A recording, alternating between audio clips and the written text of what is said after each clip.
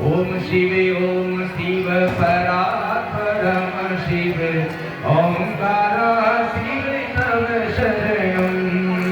ओम शिव परात्परम शिव ओंकार शिव तव शरणं। ओम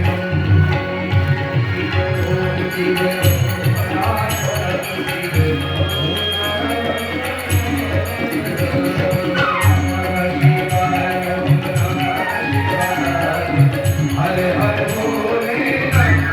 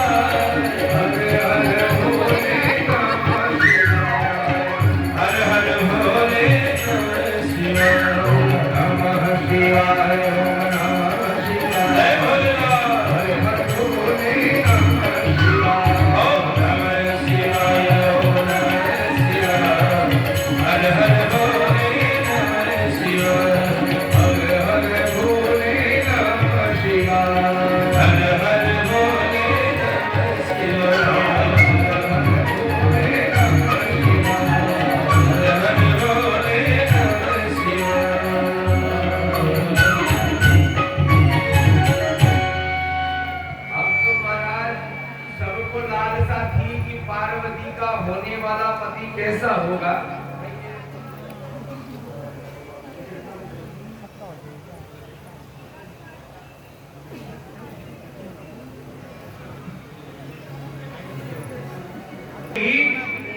भगवान शंकर पहुंचे तो सारे के सारे जो बालक थे इंतजार कर रहे थे, प्रतीक्षा कर रहे थे, इतने भयभीत हुए महाराज की चिल्ली लगा करके चिल्ला करके भागे और जाकर के अपनी माताओं की गोद में जाकर छिप गए, रोने लगे। माताओं ने पूछा, रे बच्चों हुआ क्या? बोले बस पूछो ही मत, ये तो दिन देखने के लिए कोई कोई ही बचेगा। बच्चों से पूछा माने कि हुआ क्या? बोले जो बाराती आए वो तो बहुत अच्छे, लेकिन जो बारात के जिनके पीछे आई हैं उनके तो दर्शन कोई बेला ही व्यक्ति कर सकता है। बालकों ने सारी बात बताई कि इस तरह से आए हैं तो देखने के लिए दूल्हा नहीं है, वो तो जोगी है, भस्म रमाया हुआ है और इतना भयंकर दिख रहा है। महाराज माताओं ने देखा कि शायद बच्चे हैं, इनको क्या पता क्या स्थिति है। ठहराई गई बारात। भगवान शंकर को देख करके देवता लोगों ने आपस में बात करना प्रारंभ किया।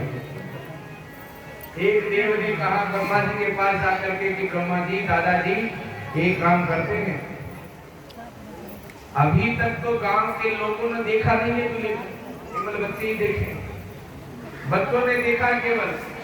अच्छा रहेगा कि बारात पहले से ही वापस लौटा ले, नहीं तो क्या पता क्या स्थिति होगी। पार्वती की मां मैना परीक्षण करने के लिए आई। जैसे ही भगवान शंकर का रूप देखा, इतनी दुखी हुई महाराज। पहले तो सोचा कि शायद हो सकता है कि दूल्हे ने ऐसा ही रूप दान रूप करके बना रखा हो। आरती के लिए थाली लेकर आई थी मां मैना। जैसे ही भगवान शंकर की आरती करने लगी कि इतने में ही जटा में बैठा हुआ सर्प ने देखा कि आरती की थाली में दूध है, तो सोचा कि कितने दिनों के पश्चात दूध पीने को मिलेगा। तो जैसे ही सर्प ने दूध पीने के लिए नीचा किया, मैना ने सोचा कि शायद हमें खाने में काटने के लिए करा, तो थाली ही वहीं गिर गई। जैसे ही मैना ने देखा थाली गिरी तो बड़ी दुखी हुई, और महाराज मैना भी अब तो इतनी दुखी हुई कि रोती रोती अपने महल में आई और आकर के घोषणा कर दी कि ये बीमार नहीं होगा।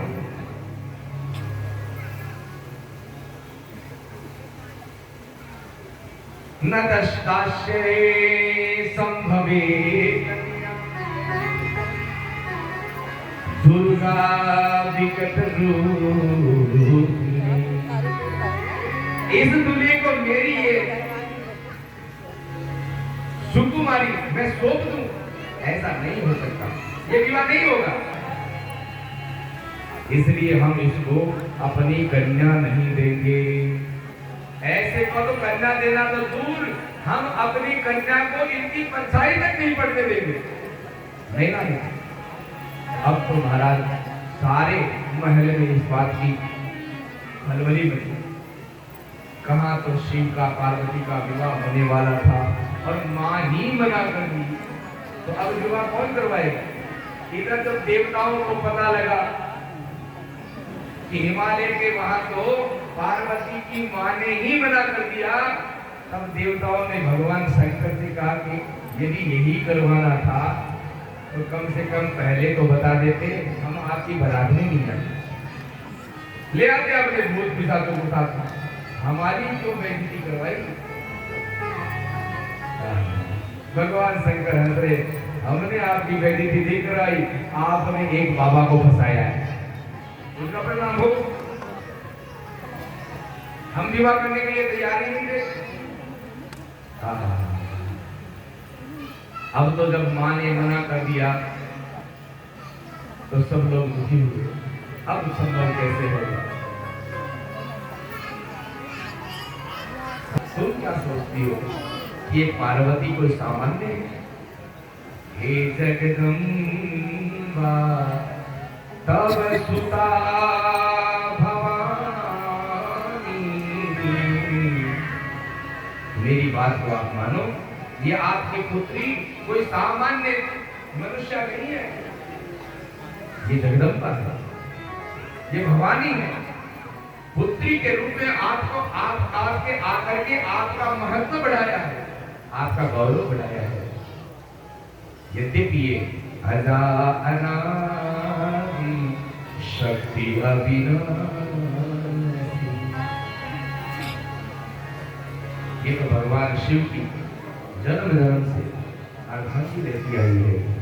इसी के कारण जग संभव पालन नहीं कारिणी, इसी के कारण जगत बनता है, इसी के कारण विष्णु इस जगत का पालन करते हैं, और इसी शक्ति के प्रभाव से भगवान शंकर प्रलय को उत्पन्न करते हैं। इसलिए हे मैना, तू इस पर विचार मत कर। भगवान शिव का जो वास्तविक स्वरूप है वो ये नहीं है जो तुमने देखा। ये जो अशिव भेद तुम्हें दिखाई दे रहा है, ये तो केवल भगवान शंकर की माया है।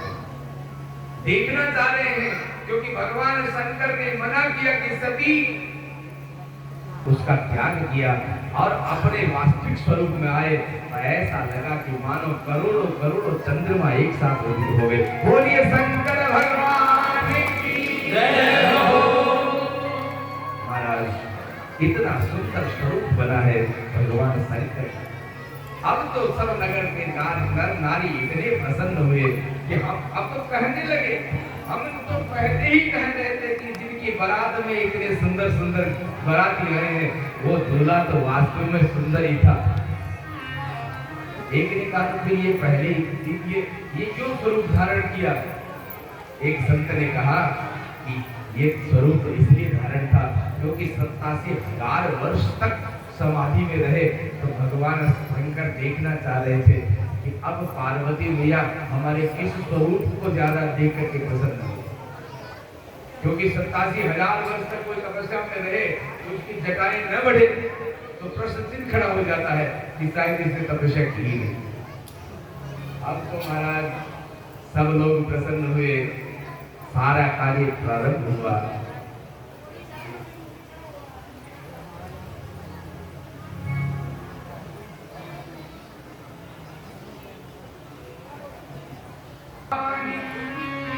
इतनी सुंदरता कि तुलसीदास जी महाराज कहते हैं कि जाए कोटि हूं बदन बखान, मैं क्या लिखूं इनके बारे में, करोड़ों करोड़ों मुखों से भी इस सुंदरता का वर्णन नहीं किया जा सकता। इतनी सुंदर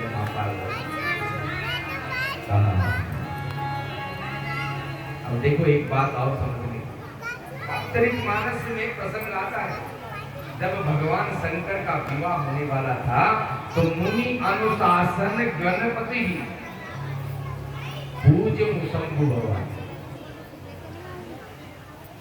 भगवान शंकर और पार्वती ने गणेश जी की पूजा की। इससे ये स्पष्ट है कि कोई शंका नहीं करे। ये प्रश्न खड़ा होता है कि जब गणेश जी महाराज भगवान शिव के पुत्र हैं तो फिर विवाह में गणेश जी कहां से आ गए और विवाह में गणेश जी की पूजा क्यों हुई?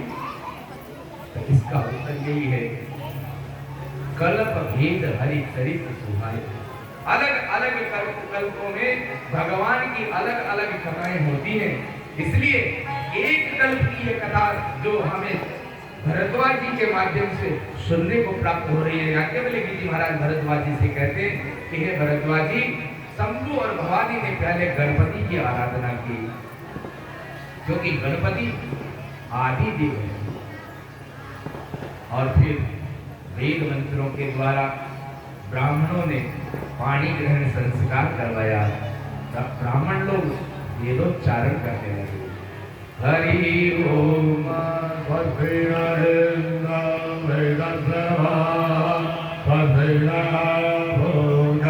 विश्व